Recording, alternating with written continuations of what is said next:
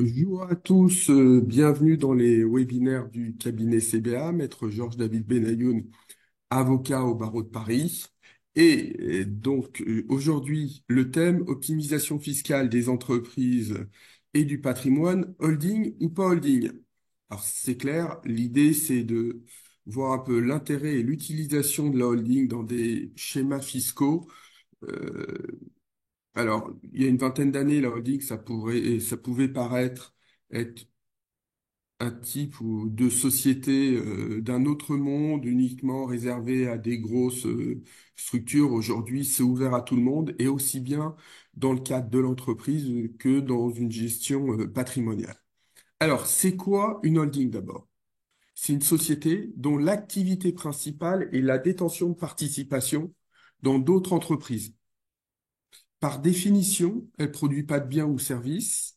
Et là, on parle de holding pure.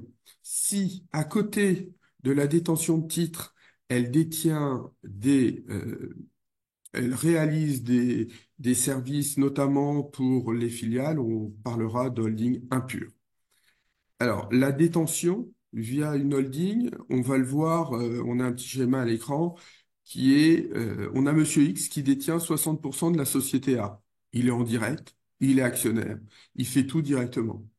La holding, ça va permettre de mettre une société entre l'associé et là où les sociétés qui seront des filiales. Donc, on va créer une holding par le biais de deux typologies différentes.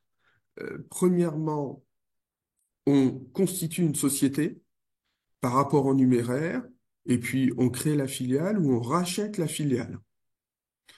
Deuxième possibilité, on va créer la holding par rapport de titre.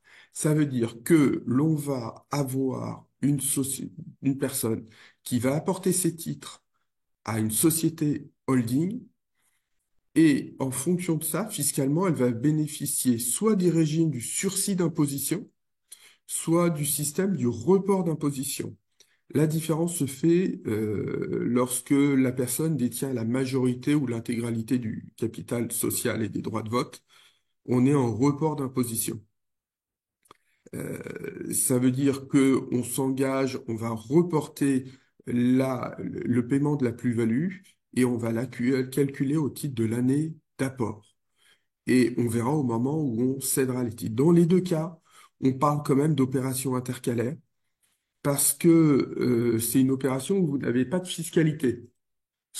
Si vous enrichissez pas et si vous respectez bien le sens des opérations, vous n'aurez pas de fiscalité sur les plus-values. Très simplement, vous avez des titres d'une société A, et puis en échange, on vous donne des titres d'une société B, une société holding. Donc voilà un peu ce que c'est que la holding et comment on la crée. Alors vous remarquerez qu'à aucun moment, j'ai parlé de la forme de la société. La holding, c'est un titre générique, mais ça peut recouvrir des formes de sociétés très différentes. Alors, on retrouve deux types de sociétés, hein, principalement, soit une SAS, soit une SARL. On va voir tout à l'heure qu'on va privilégier la SARL lorsqu'on est dans le cadre d'une entreprise, et la SAS plutôt dans le cadre de détention du patrimoine pour privilégier les distributions de dividendes. Donc, l'idée est de se dire, voilà, j'ai une détention par une société holding, quels sont les avantages, quels sont les désavantages? Et on va parler de tout type d'impôts. Alors, on va commencer par le basique. L'élément extrêmement important, c'est l'application du régime Murphy. L'application du régime Murphy, c'est quoi? C'est deux niveaux d'optimisation. Au niveau des dividendes et au niveau de la cession des titres. Au niveau des dividendes, on ne va être imposé qu'à hauteur de 5% de la quote-part de frais et charges, ce qui nous fait un impôt d'1,25%. Alors, c'est quoi la quote-part de frais et charges? C'est tout simplement, on prend 5% du résultat et on va l'imposer au taux de l'IS. Donc, ça veut dire que votre résultat va, dans ce cas-là, sur les dividendes, imposer à 1,25%. Alors, c'est extrêmement important parce que Souvent, lorsqu'on récupère des dossiers, on se rend compte que un des objectifs, les personnes ont travaillé X années pour et ils ont une seule société ou deux sociétés, et que ces sociétés, comme ils ont peu ou pas distribué de dividendes, ont beaucoup de trésorerie. Or, la trésorerie, ça ne se vend pas avec une société. Ça se perd ou s'il y a un souci, on la met en risque. Donc, le fait de remonter les dividendes, ça va permettre quand même de sécuriser le fonctionnement des sociétés. Donc, la remontée de dividendes avec ce régime à 1,25%,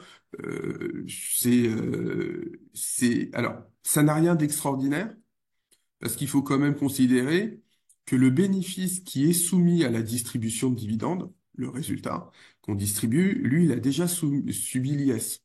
Donc, on ne peut pas, par définition, faire subir deux fois le même impôt. Ça commencerait à être un peu dangereux. Donc, ce régime Murphy, qui est un régime européen, est très intéressant pour cela. Alors, pourquoi et comment on l'applique? La société doit détenir au moins 5% des titres de la filiale pendant au moins 2 années. Alors, lorsqu'on parle de dividendes, on peut faire une distribution de dividendes même si on est associé depuis moins de 2 ans à partir du moment où on prend l'engagement de conserver les titres au moins 2 ans. Concernant les cessions de titres, on a un sujet. La quote-part de frais et charges avait été augmentée par François Hollande, puisqu'elle est passée de 5% à 12%, ce qui nous donne un taux d'imposition réel de 3%. Et là, on a une typologie un peu différente, c'est-à-dire qu'il faut vraiment avoir détenu les titres au moins 2 ans. Donc, quand on fait une holding par rapport de titres, on ne va pas les distribuer immédiatement, on ne va pas aller vendre des titres immédiatement parce qu'on pourrait avoir de l'IS à 25%, tandis qu'en attendant le délai de 2 ans, on aurait un IS à 3%. Là, on est vraiment sur le fonctionnement basique de la holding. Alors, avant de regarder les autres aspects, je voudrais quand même souligner une chose parce que nous, on voit passer beaucoup de dossiers quand on est fiscaliste, mais on voit aussi beaucoup de dossiers monter n'importe comment. C'est-à-dire qu'il suffit pas d'appuyer sur la bouton et de dire, tiens, j'ai créé une structure holding et que ça fonctionne.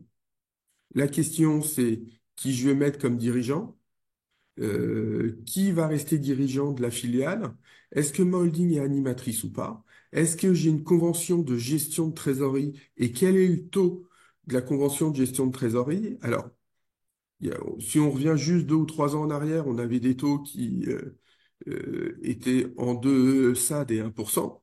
Aujourd'hui, quand on voit les taux qui flirtent avec les 5%, les sujets sont quand même extrêmement importants.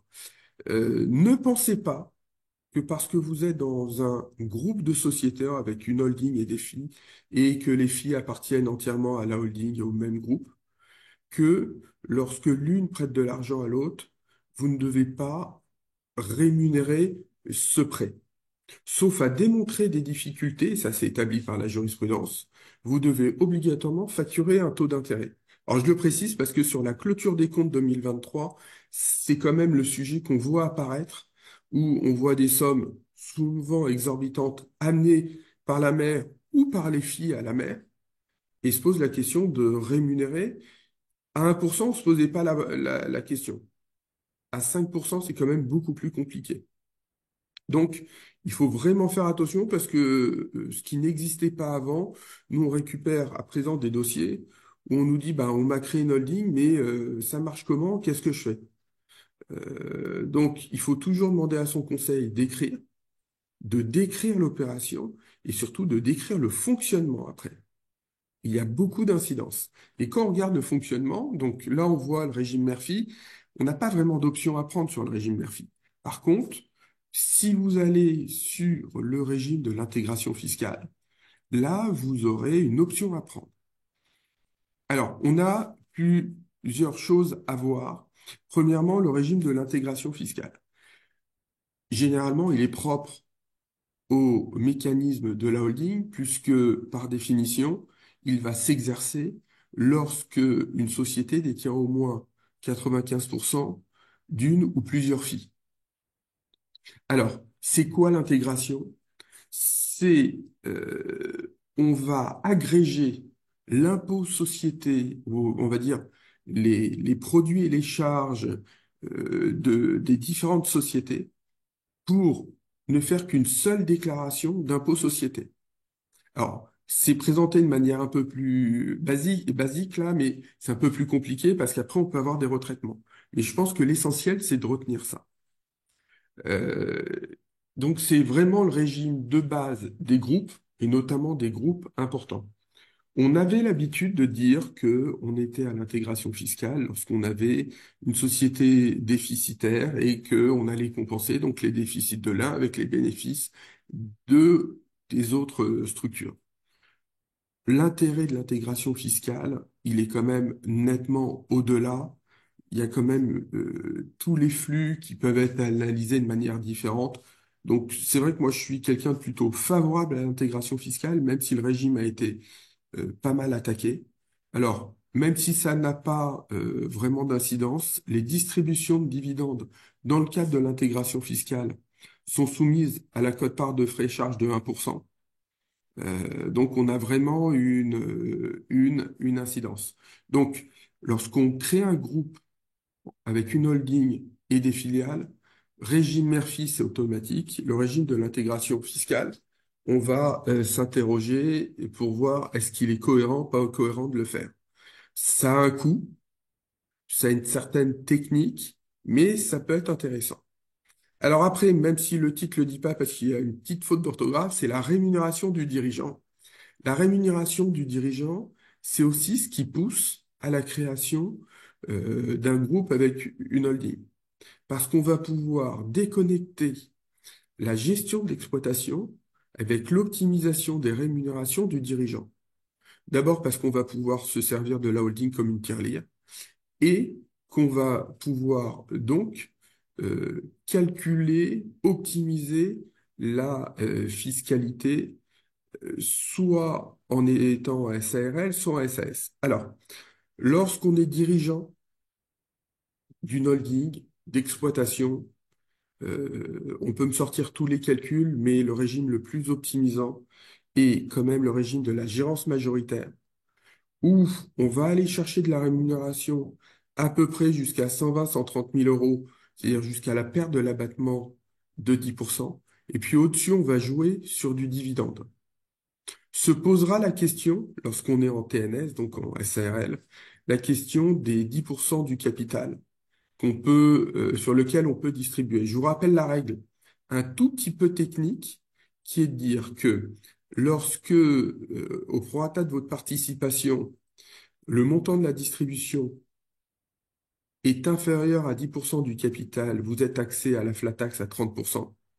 Lorsque le montant est sur le montant supérieur à 10%, vous serez taxé à 12,7%. Mais la société aura à déclarer et pourra déduire fiscalement des charges sociales. Il se trouve que lorsqu'on fait l'analyse, le régime le plus intéressant est celui, bien souvent, de la SRL qui va distribuer plus que ce que l'autorise la loi avec les 10%. Et donc, on va totalement diminuer l'imposition du dirigeant associé pour compenser sur la société. Mais comme les charges sociales sont fiscalement déductibles, ce process est relativement intéressant. On sera plutôt en SAS lorsqu'on sera sur une gestion patrimoniale, c'est-à-dire une personne qui a un patrimoine et a cessé de travailler, elle va être en SAS parce qu'elle a juste besoin d'avoir une rémunération pour avoir une couverture sociale et avoir un certain nombre de semestres au regard du régime de retraite. Mais elle utilisera principalement des dividendes et si elle est à retraite encore plus. Donc, élément important, le point positif de la holding, ça va concerner la rémunération et donc l'optimisation du dirigeant. Puis on a aussi le pacte du trade, qui est un élément important parce que les holdings, à l'époque où l'impôt sur la fortune existait, donc antérieurement à 2018, je crois que c'était jusqu'au 1er janvier 2017,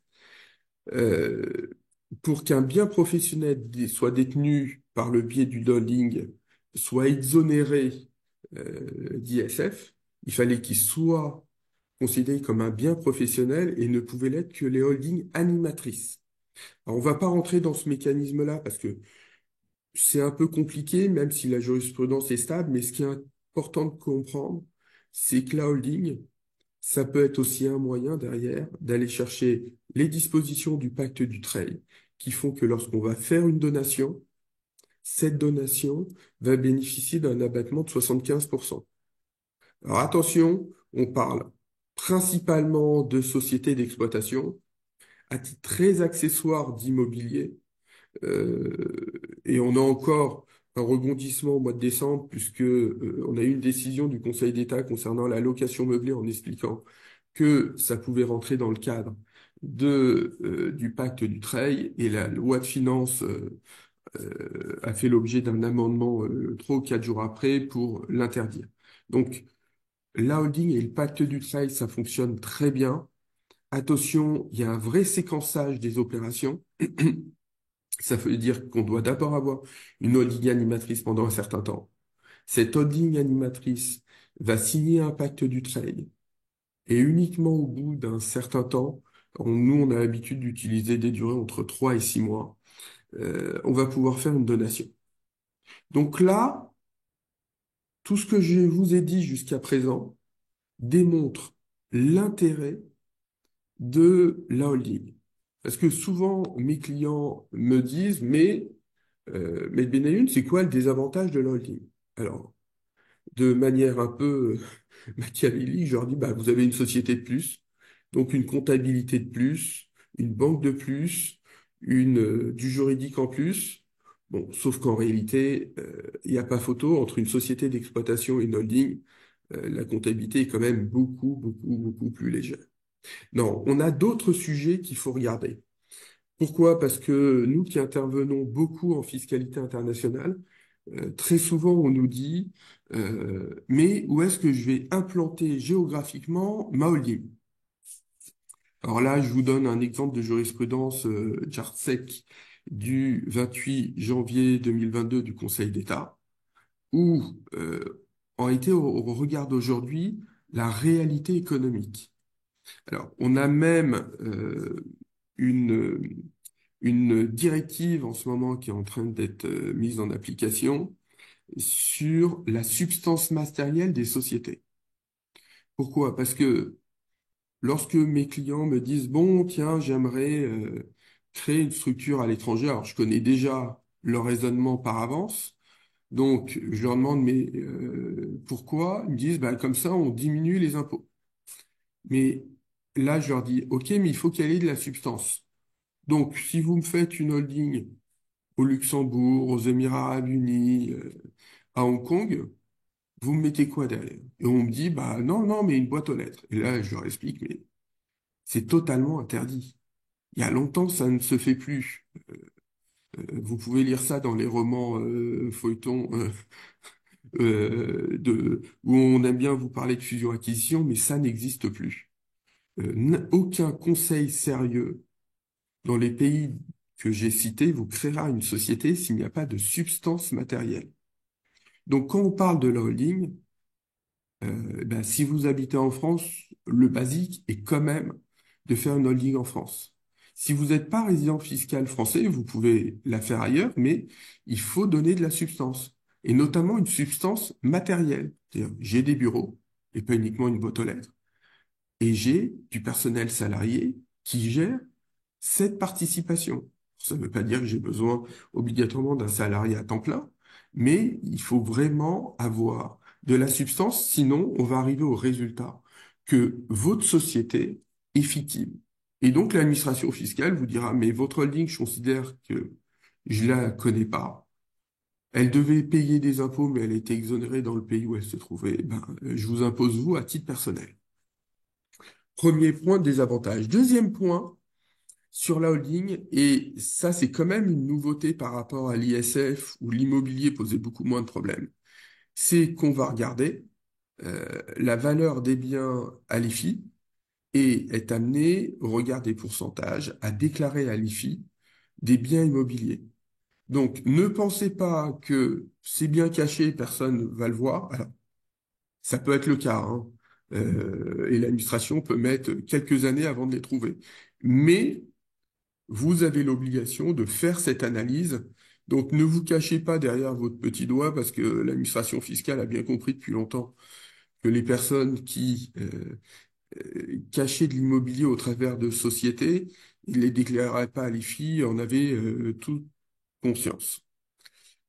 Quatrième point dont je voulais parler, c'est tous les dispositifs qui concernent les prix de transfert et les montages purement fiscaux sans substance économique. Alors, sans substance économique, on vient d'en parler.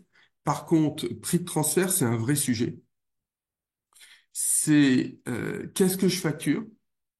Est-ce que je le facture au prix de marché? Ça, c'est extrêmement important. Alors, c'est d'ailleurs pour ça que bien souvent dans nos montages, on va faire quoi? On va nommer la holding présidente du ou des filiales. Alors quand c'est possible, hein, quand ce sont des SARL, c'est possible. Quand ce sont des SAS, des SAS, c'est possible. Des SARL, c'est moins possible. Dernier élément, l'exit tax.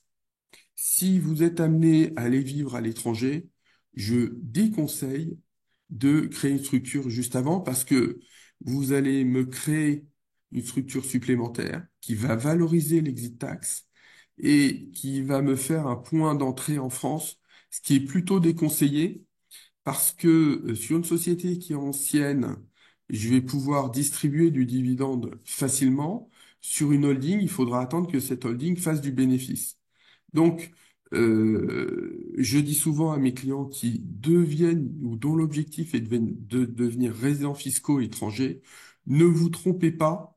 Lorsqu'on part à l'étranger, il ne faut pas avoir la même analyse que celle que vous avez eue pendant 20 ans en étant chef d'entreprise ou en ayant un patrimoine au travers de holding.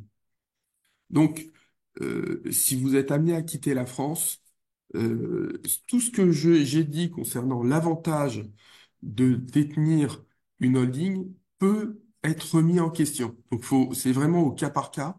Il va falloir regarder ce sujet, en détail.